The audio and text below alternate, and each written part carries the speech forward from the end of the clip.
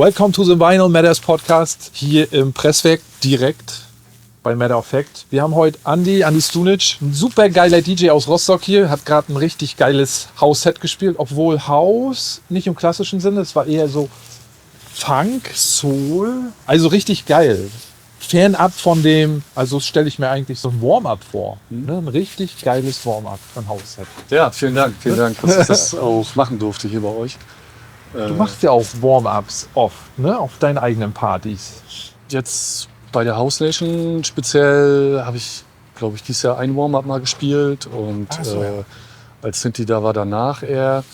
Ja, mache ich aber gerne, auch wenn wir im Kraftwerk spielen oder so. Da geht es ja auch immer erst um 2 los und dann kann man eigentlich ganz gut reinkommen. Ja. So House hat ja da viele Seiten und mag ich gerne spielen. Ja. Finde ich auch total genial. Du hast ja auch schon immer ein Stück House in den 60er, 70er Jahre Produktionen, alte Soul- und Funk-Scheiben und sowas. Da hat nur noch dieser straighte technische Beat gefehlt irgendwie so. Ne? Und dann hast du auch gespielt, so ein paar Sachen, ne? Oder? Keine Original-Disco-Tracks, es waren eher Edits. Ja. Und Crazy P, eine alte Platte war dabei.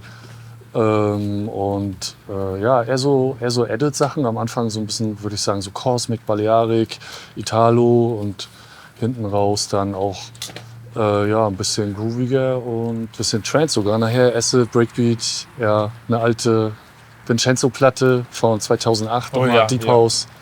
Genau. Zieht euch das rein. Mega Set. Also ich finde ja auch so eine Sets, die kann man auch oft hören. So, ich habe früher House-Sets gehabt. Die habe ich hoch und runter gehört. Also immer irgendwie so wie so ein Ritual. Kommst nach Hause, willst irgendwie runterkommen, dann hörst du so ein gewisses House-Set von irgend so einem gewissen DJ und auch total geheiligt auf der Festplatte. Ja. Das war schon so. Ja, dann sind wir auch gleich so ein bisschen beim Thema. Deine eigenen Partys. Du machst die House Nation Partys in Rostock.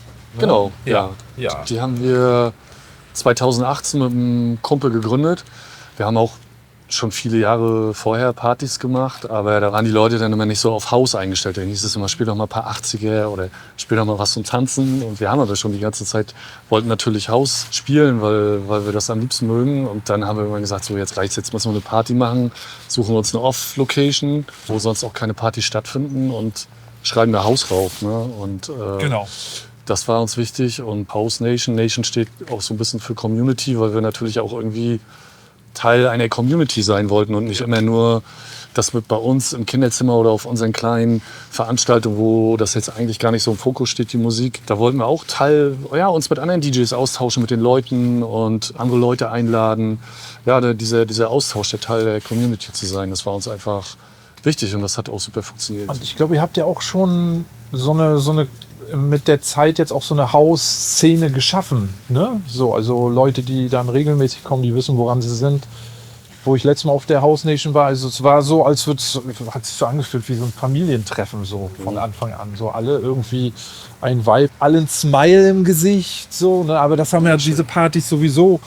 Das finde ich das Geile auch an Hauspartys, dass du viel kommunizierst, viel lachst, viel einfach. Es ist komplett das Gegenteil von der Techno-Party, wo man eigentlich oft für sich isoliert in einem Blitzlichtgewitter steht und dann den Abend die volle Energie rauslässt. Ist das andere so, bei einer Techno-Party connectest du dich irgendwie außerhalb des Dancefloors und bei einer House-Party connectest du dich auf dem Floor irgendwie. Ich beobachte das auch immer mehr so, dass die Leute auch wieder so miteinander tanzen und nicht nur so zum DJ hin.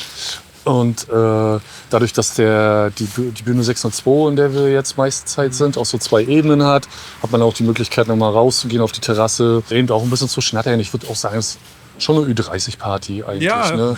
Also, genau. Aber es sind natürlich auch viele junge Leute dabei und es gibt unheimlich viele gute Locals, die auch viel Vinyl spielen, auch nicht nur in Rostock, auch in Schwerin, in Parchim, in Wismar war ich letztens.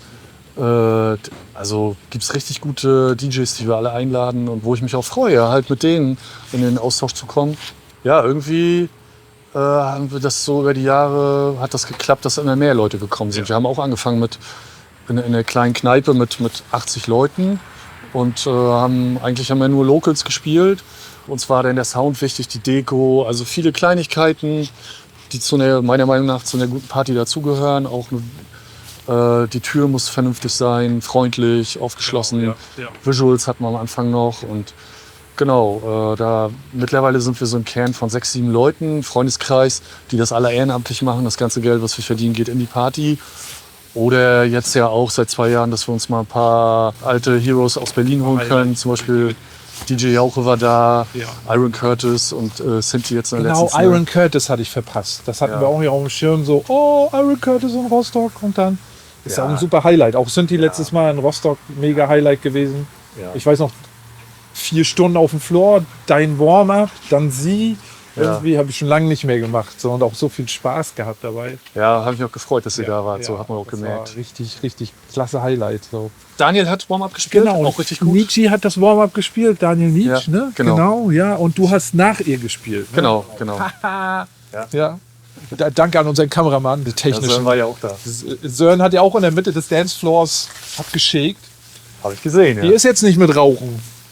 Schneiden wir rein.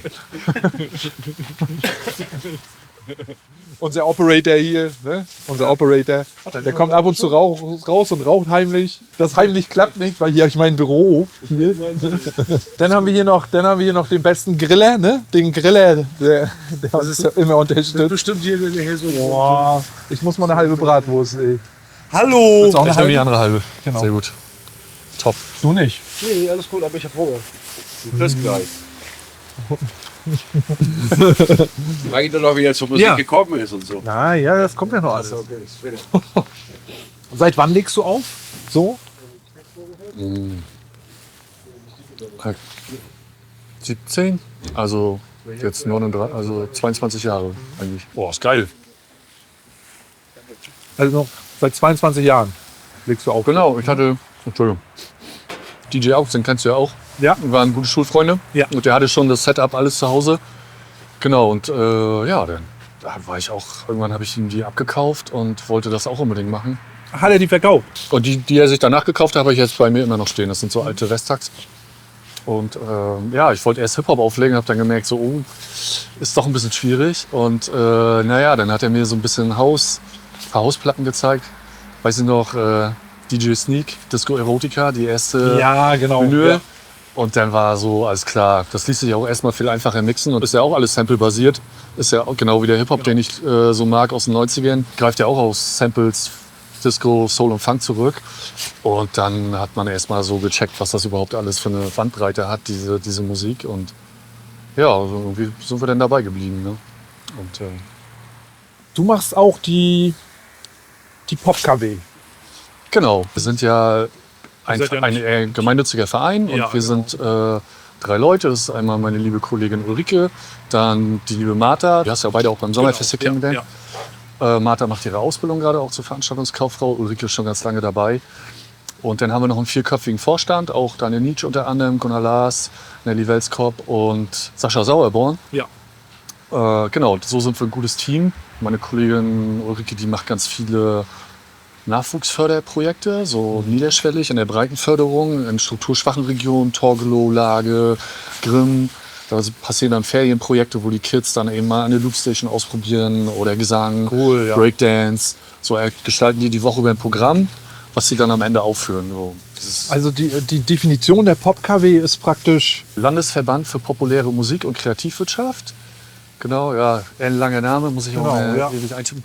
Also populäre Musik versteht sich als, ich sage jetzt mal ganz salopp, alles außer Klassik und Jazz. Wir versuchen die Künstlerinnen und Künstler in dem Musikgenre zu fördern, auf verschiedene Art und Weise. Einmal diese Breitenförderung, was ich gerade sagte, aber auch Spitzenförderung, gezielt mit Workshops. Wir haben das Landespop-Festival, wo die auch ein Mentoring bekommen, die Acts, aber auch gegeneinander antreten, ein kleines Preisgeld gibt's und haben aber einen Auftritt vor großem Publikum.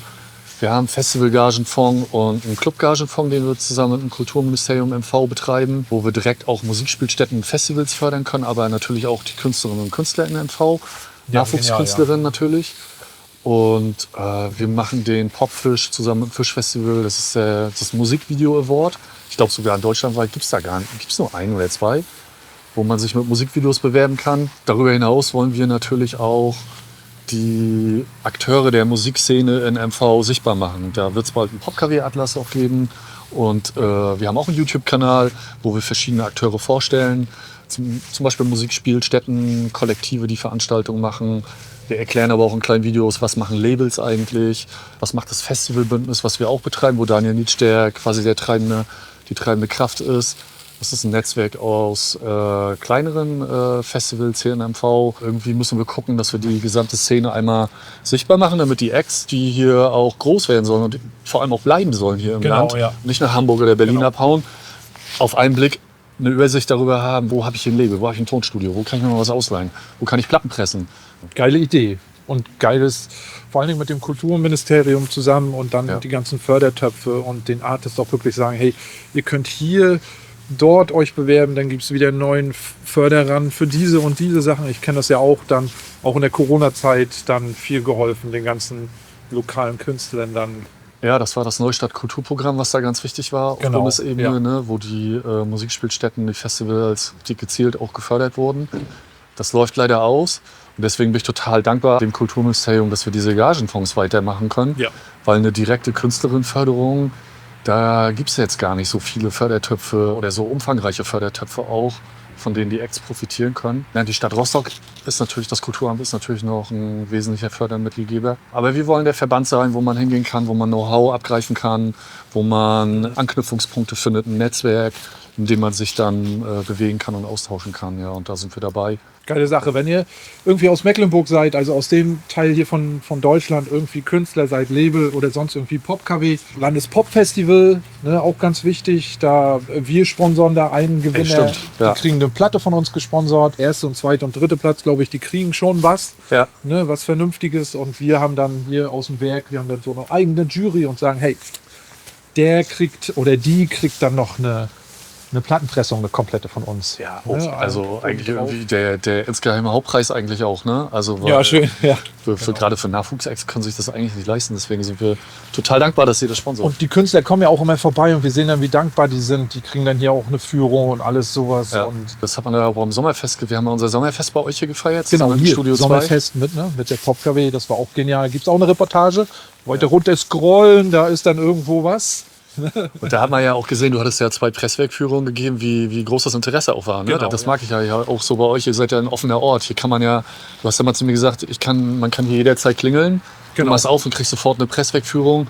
Du bist ja auch erfahren in Vertriebsgeschichten, wie man Releases angeht, wo man die platziert. Und da kann man ja hier auch immer herkommen. Also wenn die Künstlerinnen Fragen haben. Hier kann jeder immer herkommen. Vorhin stand hier ein älterer Herr vor der Tür und hat gesagt, ich habe kein Internet zu Hause, ich suche so Plattenhüllen für die kleinen Schallplatten, die habe ich zu Hause. Und dann habe ich gesagt, pass auf, kommen Sie mal rein, habe ihm alles in der Hand gedrückt. Und wie mache ich die dann sauber? Dann hat er von mir noch so ein Reinigungsfläschchen gekriegt und so ein Mikrofasertuch. Ja. Und dann ist er total happy wieder losgezogen, irgendwo hin und kann jetzt seine Platten zu Hause verehren. Er meint, die sind 50, 60 Jahre alt, die habe ich gerade im Keller gefunden, würde die gerne sauber machen, mal wieder spielen. Da habe ich gesagt, komm rein, zeigen wir dir alles. Geil, so. Geil. Ja, ich hoffe, das Set gefällt euch von Andi. Guckt euch auch die anderen Sets an, lasst die Glocke bimmeln, abonniert den Kanal. Wir sind super happy, wie das Ganze auch sich entwickelt, wie es immer mehr Fans gewinnt. Abonniert und seid gespannt, was demnächst noch drin alles für DJs auflegen. Da kommt geiles Zeug. Have fun. Matter of fact.